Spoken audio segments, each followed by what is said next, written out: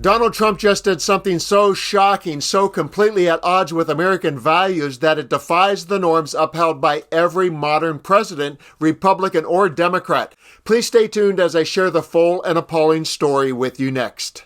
This breaking story is one of world affairs and has Trump at odds with just about every nation on earth, and it dovetails with the president of France, Emmanuel Macron's appearance today with Trump.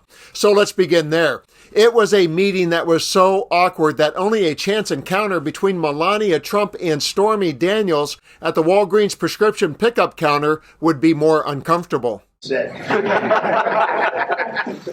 a smart customer, I will tell you.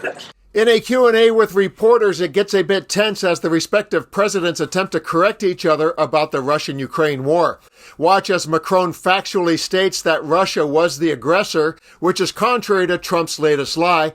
And in a minute, this will lead us to the world news that I mentioned at the top. Compensated, but not by Ukraine, by Russia, because they were the one to aggress. Again, just so you understand, Europe is loaning the money to Ukraine. They get their money back. No, in fact, to be frank, we paid 60% of the total effort, and it was through, like the US, loans, guarantee, grants, and we provided real money, to be clear. We have 230 billion frozen assets in Europe, Russian assets, but this is not as a collateral of a loan, because this is not our belonging. So they are frozen. If at the end of the day, in the negotiation we will have with Russia, they're ready to give it to us, super. It will be loan at the end of the day, and Russia will have paid for that. If you believe that, it's okay with me.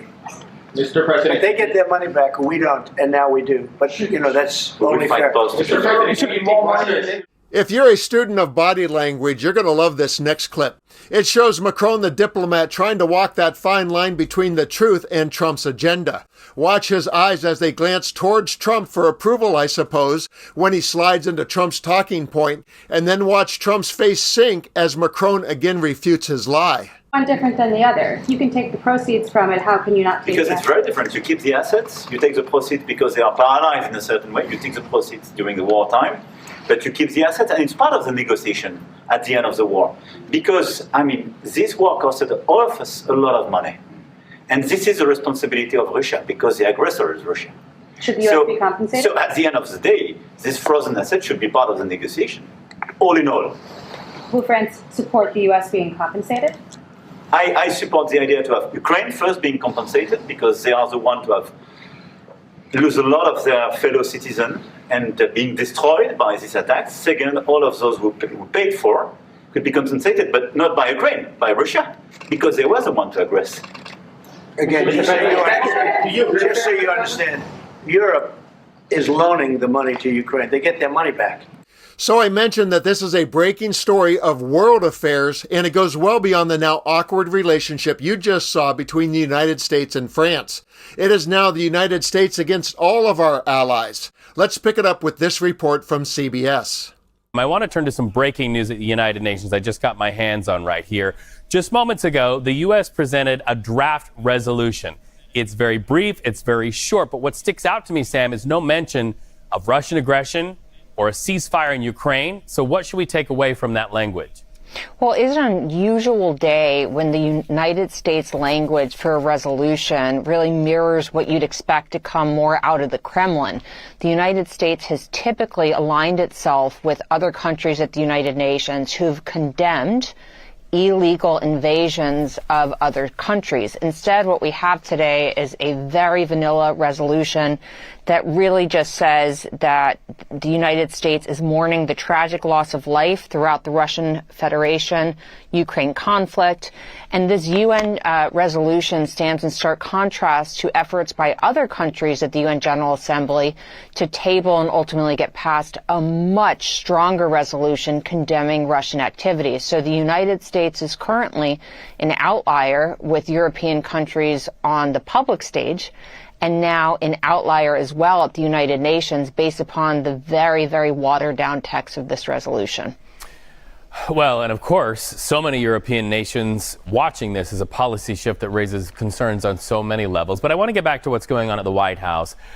French President Emmanuel Macron, he seems to back Biden-era policies relative to Ukraine, but This is a new day, as you and I have talked about. It's a new administration, not keen on Kyiv. What are you watching for today?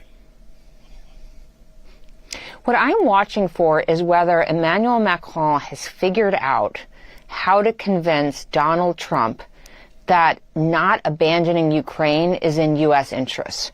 We have to remember Macron and Trump have a long history. This is not 2016 or 2017.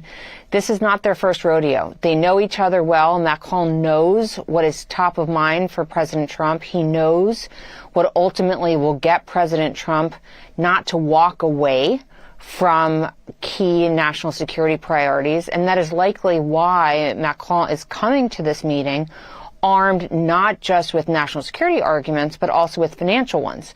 Macron is expected to table a European security assistance package, as well as a promise of European peacekeeping forces to try to convince President Trump that the United States won't keep shouldering the burden of Ukrainian security all by itself. Now, in reality, the Europeans have been stepping up to the plate in a significant way, but the U.S. has, based upon the size of our economy and other factors, shouldered the largest majority of security assistance to Ukraine. So I'm watching to see what that security assistance package looks like, and I'm watching to see whether Macron has figured out how to make a convincing argument to President Trump. And the reactions denouncing Trump's very un-American actions have been swift. Representative Eric Swalwell commented, "We used to fight the axis of evil, now we've joined them." And Bill Clooney commented, "And the United States voted against the resolution along with Russia, North Korea, Belarus, and Hungary. Trump is standing alongside dictators."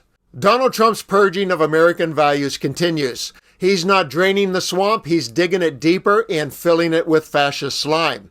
And it appears that he's doing all of this as an extortion tactic to collect mineral rights from Ukraine. In other words, his small mind just sees another real estate transaction, and there is no lie too big and no amount of allied relationships that can't be breached in support of his disgraceful art of the deal. In closing, I will give Ukraine President Vladimir Zelenskyy the final word. Trump has left him twisting in the wind, which of course is also a tactic. And in this video, you can clearly see and feel the concern he has for his country and his people over the heartless abandonment by Trump and the United States. Our teams are already working productively with the U.S. on economic agreement, which we hope to sign in Washington. And President Trump, we would really like to hear from you, because all our people, all our families are very worried. Will there be support from America? Will America be the leader of the free world? And I want to be very honest with you. For our people, for life in general, it's so important that American support, American assistance remain.